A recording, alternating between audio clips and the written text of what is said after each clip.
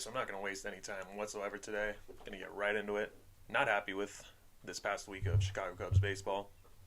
Went a series against the Atlanta Braves at home in Wrigley Field. 1-2 in that series. Didn't think they were going to win that series against a obviously superior team. So that kind of just is what it is. What I'm really not happy about is dropping both games that they were able to play against St. Louis. 0-2. Obviously had that one rain out in the opening game. Yeah, I'm really upset, honestly.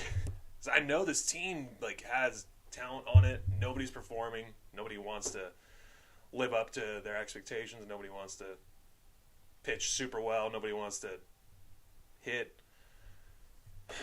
Even Javier Assad. Only 2 mistakes all night.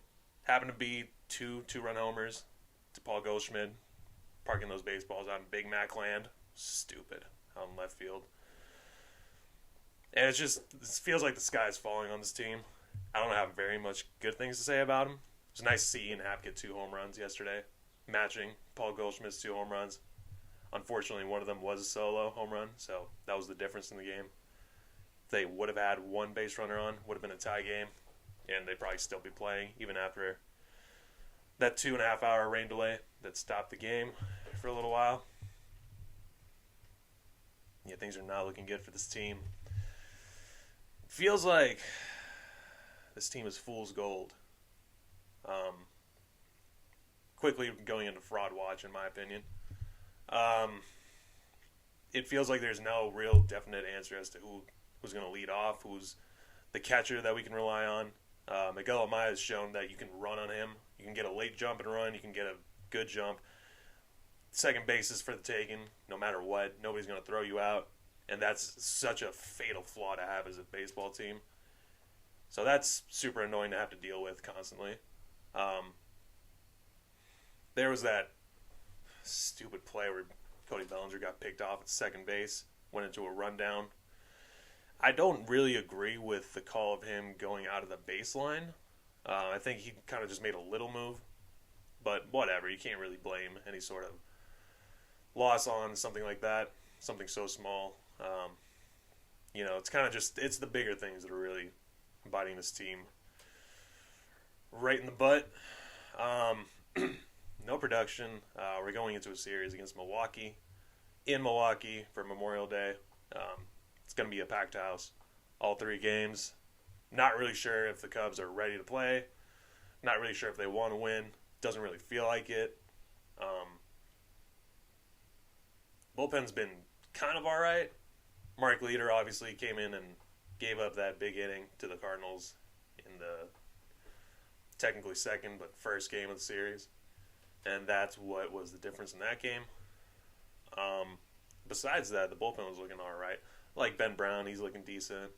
I think we just called up that Huber guy, and he was holding the other teams to minimal damage, so that was looking pretty good. Got Justin Steele going today, Monday on Memorial Day. Happy Memorial Day to everyone. Thank you, everyone, for your service. The Cubs are, 0-9 in the last 9 games that Justin Steele started. Looking to break that kind of stupid trend that's been going on. Doesn't really make a whole lot of sense since he is ace material. He is a good pitcher. So we'll see if this team is able to wake up today. But even having 2 days off this entire week, I guess that didn't even help. They didn't take my advice of going out and having some time to themselves, trying to find whatever it is that they're missing. I don't know. Maybe they just went out and got drunk at the bar. Because whatever they did in those days off didn't help. Quick turnaround here, going from St. Louis late at night into Milwaukee. That game will start here in a few hours. I have very low expectations. I mean, they're only 1 game over 500. They had that hot start after the first couple series in the season, and they haven't really lived up to any of that. Hoping that's not the anomaly on the season, hoping this slump is something that they break out of, but there isn't very many encouraging hints towards going back to that. So, sad time. I'm upset about it. I hate getting the MLB notifications because I know for the most part it's probably not going to be good news. I hate this game. I hate this team. I hate it. Whatever. 3.5 games back in the division. Obviously, it could be worse. If this is the lowest point in the season, which I hope it is, if the Cubs are a team that is for real, this should be the lowest point in the season. We're very lucky that we're in this terrible division. Because otherwise, if we were in any other division, the season might as well be over. So, lucky that we are very much in the NL Central, where the rest of the teams also suck. So, that's really all I have to say about this team for this week. Upsetting. Really not living up to the expectations, and hoping that they figure it out, like I said at the end of last episode. Figure it out. Didn't really get a whole lot of time to watch a whole lot of baseball this past week. It's just my initial reactions to all the highlights and all the score updates that came on. And that's all I have to say about baseball. I'll move on to all the other things going on in the sporting world. There are reports of our new quarterback, Caleb Williams, struggling against the NFL defense that he's been paired up with. And I don't think this is a really big story. I'm kind of very much okay with him struggling and showing that, being a rookie, growing at his own rate. I'd be more concerned if he was lighting up the Bears defense. So this doesn't really matter to me. I'm glad that, the process is already beginning, that he's getting comfortable with all the verbiage. They're talking about giving him the entire playbook right up front, getting him comfortable with that. He seems like the kind of guy that wants that sort of challenge, to undertake that, be proactive about learning and getting to know his teammates. So that's super encouraging. The more he struggles now, the more comfortable I'll feel going into the season. So hoping that continues. It's stupid that they made a really big deal out of that. Oh, he's not ready. Yeah, right, dude. Who is? Plug in Jane Daniels or Drake May. See how they do. Doubt they do very well either. So that's whatever. We got the conference championship series going on in the NBA. I completely lost track of the NHL, so don't ask me about that. Don't come to me. I guess I'll tune back in when it's the Stanley Cup series. But we can start with the Mavericks and the Timberwolves. By far the more, I guess we could call entertaining series. Both of them being a 3-0 so far, so it looks like the Mavericks and Celtics will be going in through a clean sweep. They'll both be well rested going into the NBA Finals, which is exciting. But let's dive more into the Mavericks and the Timberwolves. I really only got to see Game 2. I made it home just in time to watch the second half of that game. The Wolves seemed to have control over the game, and it almost felt like they did everything possible to lose.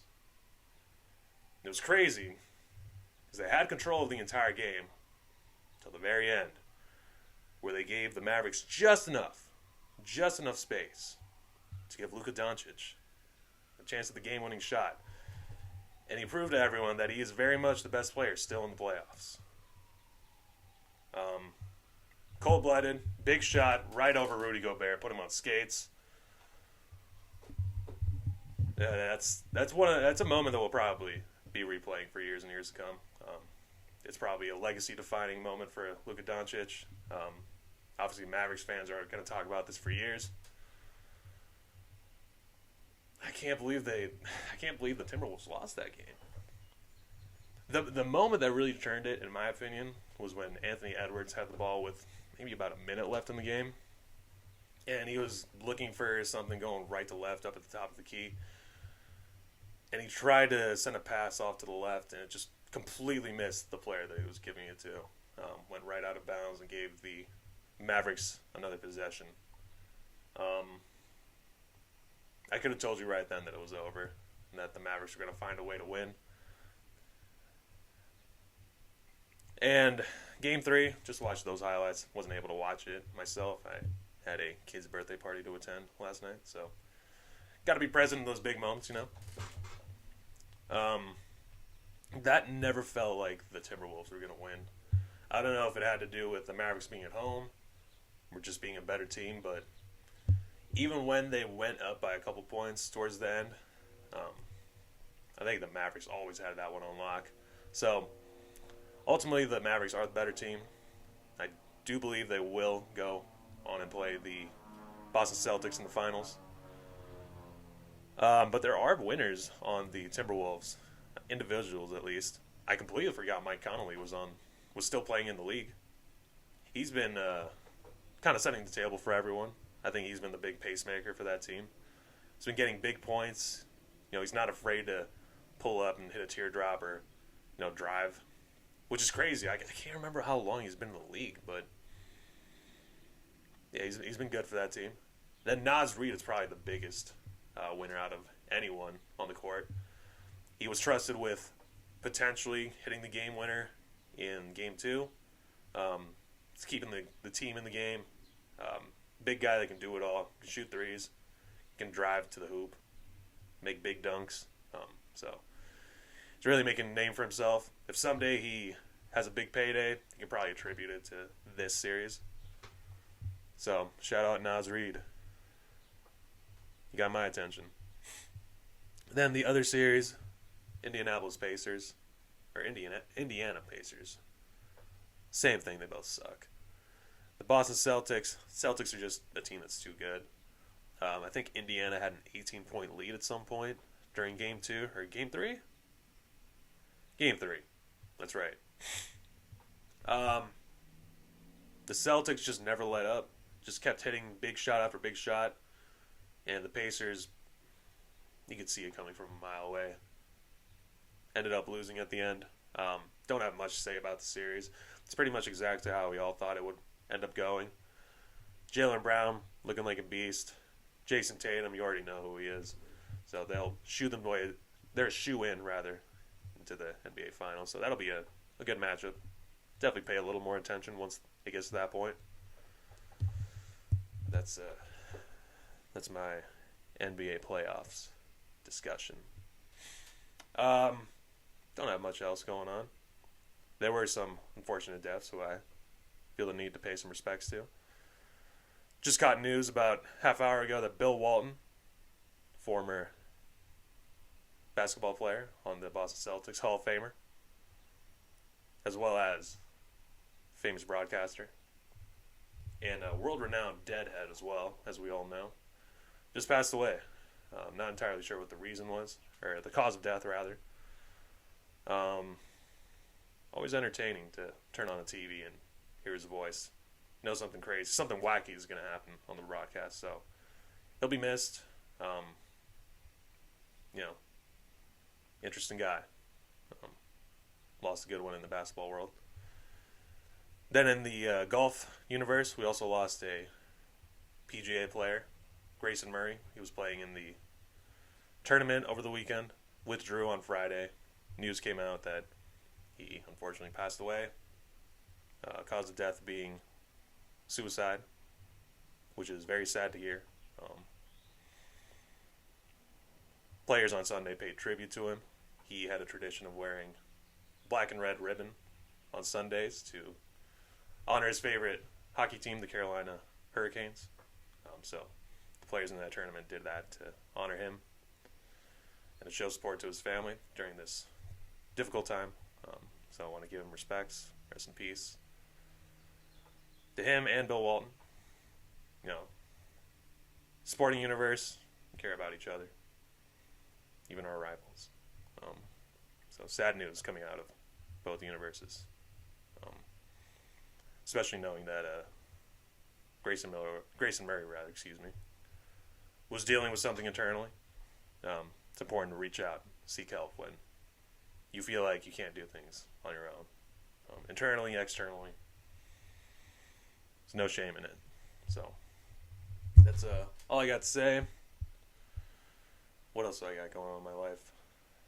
Got a season pass to Six Flags. Highly recommend to anyone. Very much worth your money. Act now, because the sale is finishing up pretty soon. No free ads, but big fan of it. I'll definitely be going a couple handful of times throughout the season. So that's what I got going on. For the sake of my mental health, I hope the Cubs figure it out. Come out firing on all cylinders. Justice Steele gets back on track. I already know what Shota Imanaga is. He'll be on the mound on Tuesday. Javier Assad can definitely just shake off that performance. He made 2 mistakes all day, and that's just the way it goes sometimes for pitchers. He should be getting more run support than he's been getting. But anyways, I think this is a good place to conclude. To my one fan that actually watches, my girlfriend, Francesca, I love you. Thank you. If anybody else is watching, thank you. Appreciate it. Let me know if you want to see me talk about anything specifically or have any feedback, questions, comments, gripes, or complaints. I'm here to listen. And for this episode, it's over.